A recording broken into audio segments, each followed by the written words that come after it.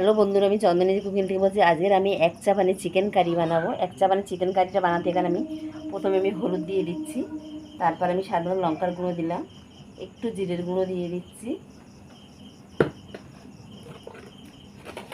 এখানে আমি সাধারণ নুন দিয়ে দেবো। এদের একদম এক চা পানিই করবো।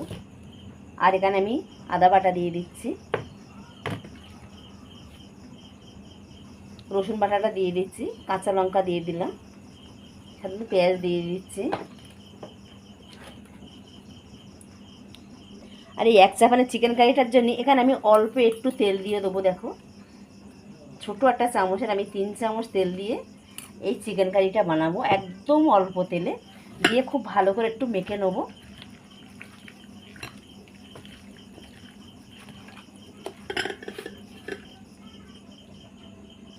এখানে একটু টক দই দিয়ে দেবো আমি, যেহেতু আমি তেল খুব কম দিয়ে দিচ্ছি, একদম অল্প তেলে বানাবো, তার জন্য একটু টক দইটা আমি দিয়ে দিচ্ছি। দিয়ে খুব ভালো করে একটু মেখে নেবো।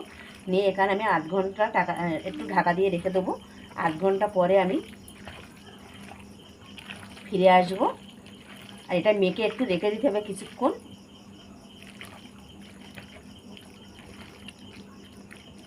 এখানে মাংসটা আমি আধ ঘন্টা মেখে রেখে দিচ্ছি। সেটা আলু আমি দিয়ে দেবো, পুরো এক চা পানিই করবো, একদম সব কিছু দিয়ে নিলাম।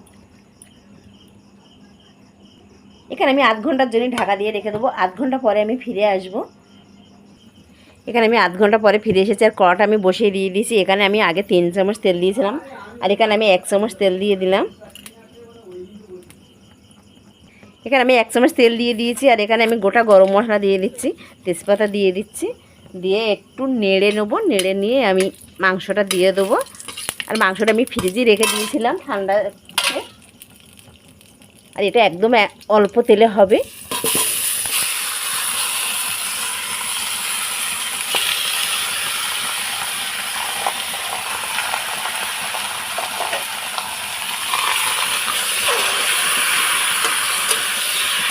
একটু মাংস বেশিক্ষণ মেখে একটু ফ্রিজে রেখে দিলে ঠান্ডাতে অনেকক্ষণ ভালো থাকে, আর মাংসটা খুব সুন্দর হয়, আর পুরো মশলাটা ভিতরে ঢুকে যায়। আর অল্প তেলেই লাগে, বেশি তেল লাগে না। এখানে খুব কম তেলেই মাংসটা করছে। দেখো, এটাকে আমি এবার ঢাকা দেবো। ঢাকা দিয়ে কষিয়ে কষিয়ে আমি মাংসটাকে কষিয়ে নেবো খুব ভালো করে। এখানে মাংসটা আমি একটু ঢাকা দিয়ে দেবো। ঢাকা দিয়ে আমি কষিয়ে করে নিচ্ছি মাংসটা। এখানে একটু খুলে আমি একটু নেড়ে দিচ্ছি। আর এটা গ্যাসটা আমি একটু কমিয়ে রেখে দিয়েছি ভালো করে কষাবার জন্য, যেহেতু তেল কম। এখানে আমি মোট 4 চামচ তেলে আমি তরকারিটা হচ্ছে চিকেন কারিটা। এক চা পানি পুরো একদম হবে এটা মাংসটা। আর খুব ভালো করে কষাতে হবে।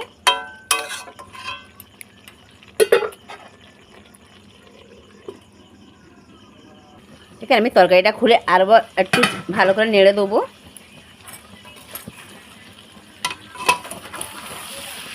এটা একদম পুরো ঢাকা দিয়ে কষতে হবে। যেহেতু আমার 4 চামচের তেল মাংসটা হচ্ছে, খুব কম তেলে মাংসটা করে নিচ্ছি, তো এখানে ঢাকা দিয়ে করতে হবে মাংসটা। আর পুরো ঢাকা দিয়ে কষাতে হবে। খুব ভালো করে মেখে কিছুক্ষণ রেখে দিতে হবে। আর এরকম করে মাংস রান্না করে খেয়ে আমাকে বলবেন কেমন হয় মাংসটা।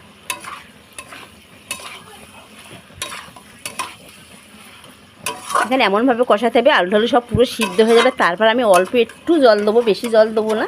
দিয়ে এখানে আমি এক চা পানি চিকেন কারিটা বানাচ্ছি। এখানে আবারও আমি একটু কষিয়ে নিচ্ছি। আর এখানে আমার মাংসটা পুরো কষানো হয়ে গেছে। দেখো,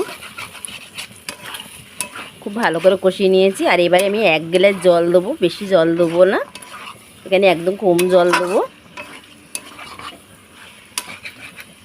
পুরো আলু ঢালু সব সিদ্ধ হয়ে গেছে। আলু সিদ্ধ হয়ে গেছে মানে আমার মাংস পুরো কষানো হয়ে গেছে।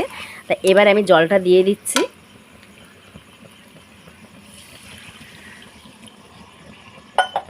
এখানে আমি পরিমাণ মতন 1 গ্লাসই জলই দিলাম।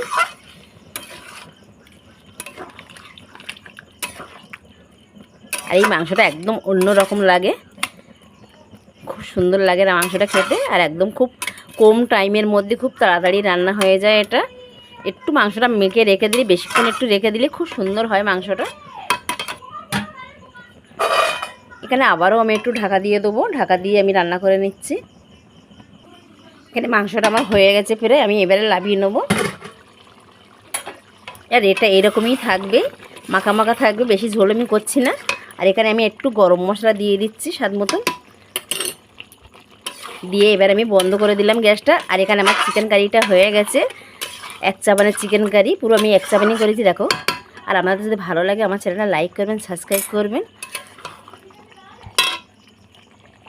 এখানে মাংসটা আমি বন্ধ করে দিলাম, গ্যাসটা বন্ধ করে দিলাম। মাংসটা ঢেলে নেবো একটা বাটিতে, আমি ঢেলে দেখাচ্ছি। এখানে আমার চিকেন কারিটা নিয়ে চলে এসেছি টেবিলে, আর দেখো ঢেলেছি আমি। আর এই চিকেনটা কত সুন্দর হয়েছে, আর অল্প তেলে, একদম অল্প তেলে রান্না।